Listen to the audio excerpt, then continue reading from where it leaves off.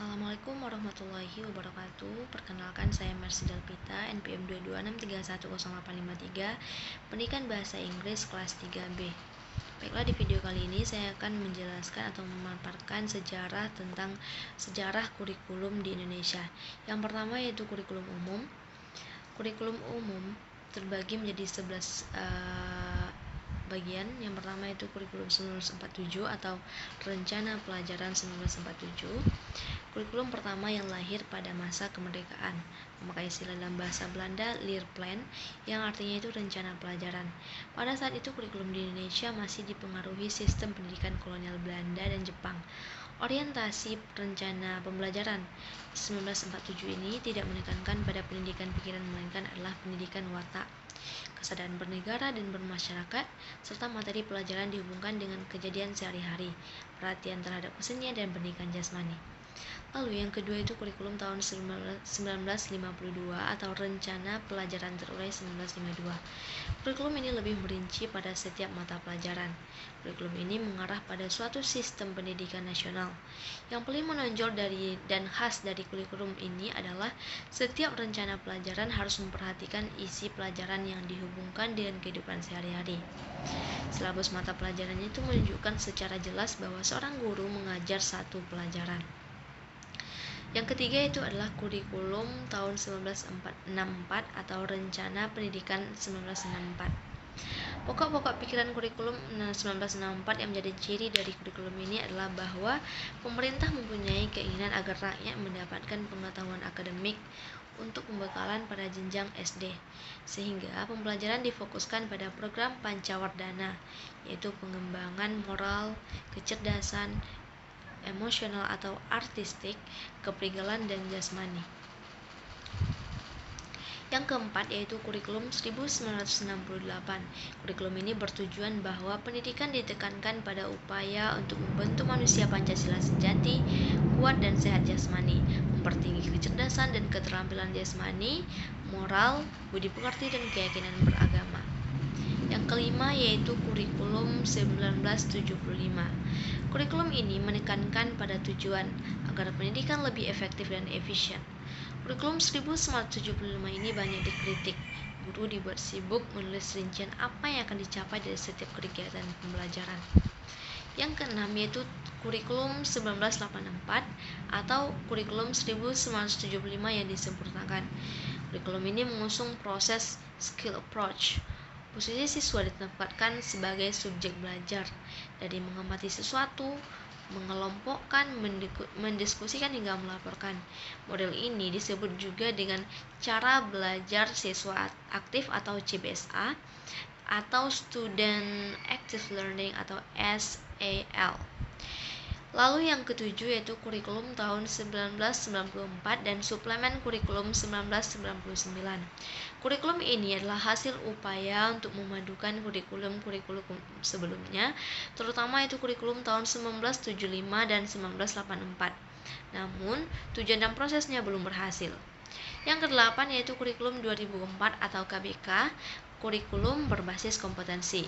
Kurikulum ini mengandung 3 unsur pokok, yaitu pemilihan kompetensi yang sesuai, spesifikasi indikator-indikator evaluasi untuk menunjukkan keberhasilan pencapaian kompetensi, dan pengembangan pembelajaran. Struktur kompetensi dasar KBK ini dirinci dalam komponen aspek, kelas, dan semester. Yang kesembilan yaitu kurikulum 2006 atau KTSP, kurikulum tingkat satuan pendidikan. Kurikulum ini pada dasarnya sama dengan kurikulum 2004, tetapi perbedaannya hanya terletak pada kewenangan dalam penyusunannya, yaitu mengacu pada jiwa desentralisasi sistem pendidikan. Yang ke-10 yaitu kurikulum 2013. Kurikulum 2013 berbasis kompetensi memfokuskan pada pemerolehan kompetensi-kompetensi tertentu oleh peserta didik. Oleh karena itu, kurikulum ini mencakup sejumlah kompetensi dan seperangkat tujuan pembelajaran yang dinyatakan sedemikian rupa sehingga dalam pencapaiannya dapat diamati bentuk perilaku atau keterampilan peserta didik sebagai suatu kriteria dan keberhasilan. Yang terakhir yaitu adalah kurikulum merdeka.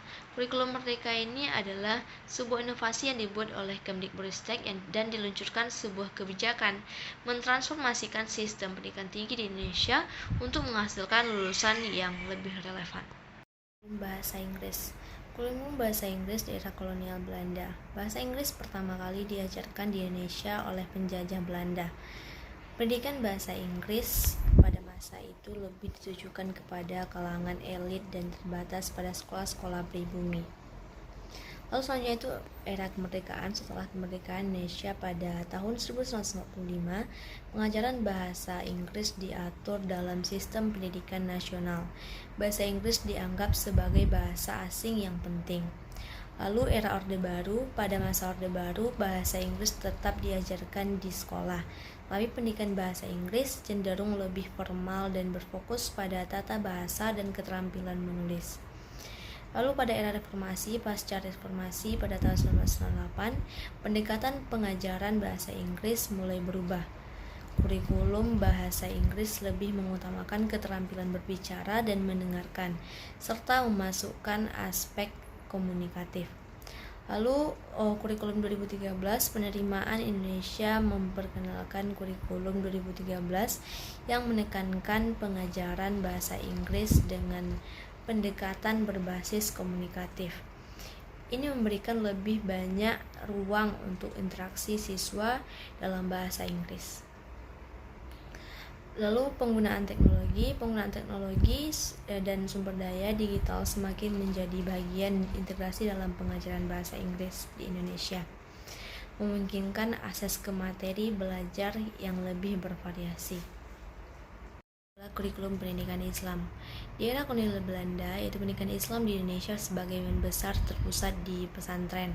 Pada masa penjajahan Belanda, pendidikan berfokus pada ajaran agama Islam dan ilmu-ilmu tradisional.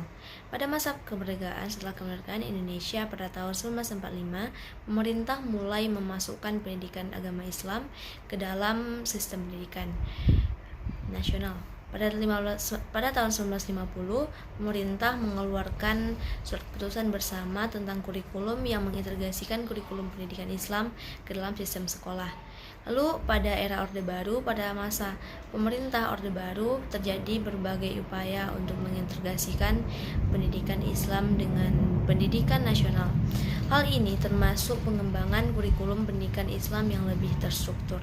Lalu pada era reformasi setelah tahun 1998 terjadi perubahan signifikan dalam pendidikan Islam. Pemerintahan mulai memperhatikan lebih serius perkembangan pendidikan Islam, termasuk reformasi kurikulum untuk mencakup mata pelajaran umum seperti sains dan matematika. Lalu pada tahun 2013, pemerintah Indonesia mengeluarkan kurikulum 2013 yang mencakup pendidikan Islam di dalamnya.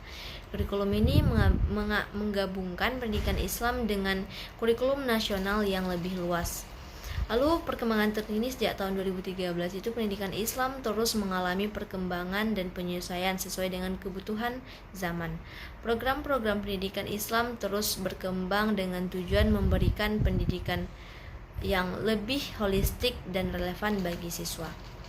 Baiklah, sekian video saya. Saya akhiri dengan Assalamualaikum warahmatullahi wabarakatuh.